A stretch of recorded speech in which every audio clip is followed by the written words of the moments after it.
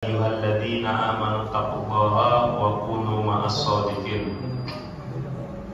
Rabbi shrah li sadri wa meskipun kita punya harta yang melimpah, ya, rumah yang megah, kendaraan yang mewah, tapi itu semua tak akan bernilai, tak berarti apa-apa tanpa keimanan, ya, tanpa kita menjadi seorang muslim. Maka ketika kita menjadi seorang muslim, maka Allah berikan hidayah untuk kita bisa mengamalkan, menjalankan agama ini semaksimal mungkin. Itu merupakan nikmat dari Allah. Kenapa banyak saudara-saudara kita di luar sana ngakunya Islam, tapi diajak sholat belum mau, diajak nutup aurat kok belum mau, diajak ini itu mengatakan apa? Nantilah, ada masanya nanti kalau saya dapat hidayah. Kira hidayah itu seperti angkot, tunggu lewat kemudian setopil. Hidayah itu harus dijemput, ya. Hidayah itu harus didatangi, dipaksa. Nah, nanti di akhirat Bapak Ibu, di neraka, orang-orang kafir dan orang-orang berdosa yang diadab di neraka, mereka berandai-andai, berangan-angan seandainya mereka bisa menebus adab neraka dengan emas penuh bumi. Masya Allah. Artinya apa? Sekarang orang terkaya di dunia mungkin nggak punya emas sepenuh bumi. Ada? Ada. Emas sepenuh bumi, macam mana itu banyaknya emas? Tidak ada yang punya kekayaan emas sepenuh bumi. Tapi nanti di neraka ada orang-orang berandai, seandainya saya punya emas sepenuh bumi, saya akan tembus adab neraka ini. Seandainya itu memang ada dia punya emas sepenuh bumi, bisa nggak adab Allah itu ditebus? Nggak bisa. Nggak bisa. Dibuka surah Al-Imran. Nanti di surah Taubah lain lagi. Bukan hanya emas. Kalau dulu di dunia, kalau bersama itu di dunia kita mengatakan harta yang paling berharga itu apa? Keluarga, ya. Nah, istri orang, artinya apa? Keluarga, anak, istri, suami, orang tua tak akan mungkin bisa ditukar dengan harta. Pasti kalau Allah berikan jalan keluar. Syaratnya apa?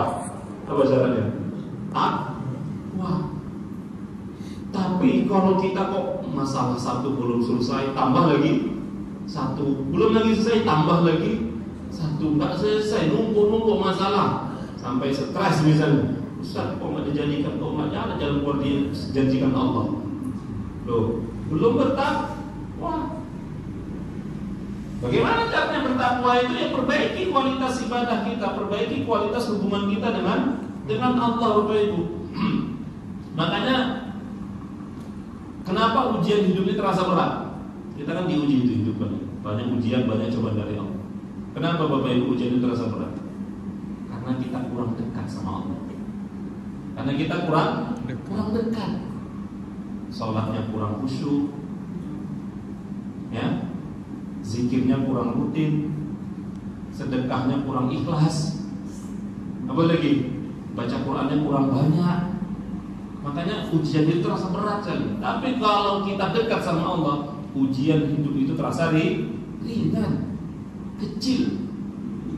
Nah, makanya kalau ada ujian kok rasanya mau stres, lagi saya mau bunuh diri gitu, karena jauh dari Allah, karena meninggalkan Allah, karena melupakan Allah.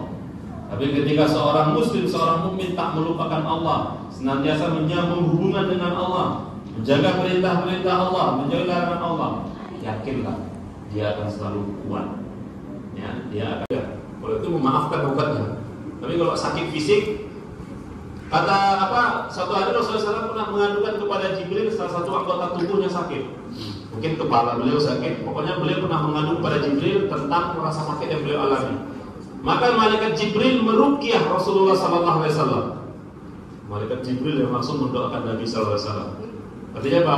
Malaikat Jibril memegang kepala Nabi, kemudian berdoa, Bismillahirrahmanirrahim, dengan nama Allah aku meruqyahmu, min kulli syai'in yu'lik, dari segala sesuatu yang menyakitimu, wa min syarri kulli nafsin aw 'ainin hasidin, dan dari kejahatan seluruh jiwa-jiwa yang jahat. Artinya orang-orang yang jahat. Orang jahat itu kan pasti menimpakan keburukan kepada kita. Au ainin hasidin, atau mata yang hasad, penyakit ain. Jadi Bapak Ibu, Ini masalah ain, pernah saya sampaikan kan ya, di kajian tauhid ya, kajian akidah. Kita itu bisa terkena sakit yang disebabkan oleh pandangan mata yang hasad ataupun tidak hasad. Ya, terutama orang yang hasad, dilihatnya gitu kan, tak suka dia mobil kita nambah, kendaraan kita nambah, halaman kita yang sakit itu. Oh, ya tadi kita belum singgung ya. Maksudnya gini Ustaz, pengalaman gitu kan, pengalaman.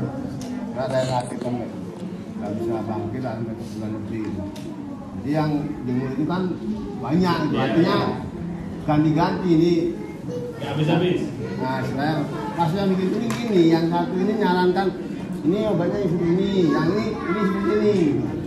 Sementara kondisi kita itu masyarakat nggak punya uang gitu. Mereka cuma ngomong ini obatnya seperti ini atau ini dilakukan di rumah sakit. Kalau memang apa itu mau nolong ya dibawa ke rumah sakit. Nah, atau ini obatnya kasih ya. Ini kan nggak kadang mereka bikin pening yang sakit gitu, hanya sekedar ngomong tapi nggak ada reaksinya gitu. Lah itu mana Ustaz? Ini makanya tadi lupa saya singgung, adab menjenguk orang sakit.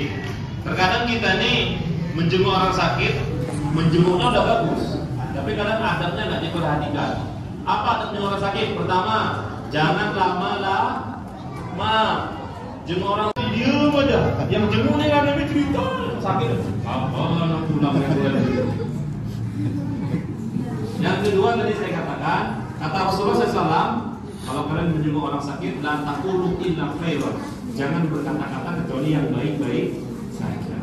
Artinya apa? Ya sudahlah, kalau ada yang membutuhkan obat, cukup satu orang aja, nggak perlu semua.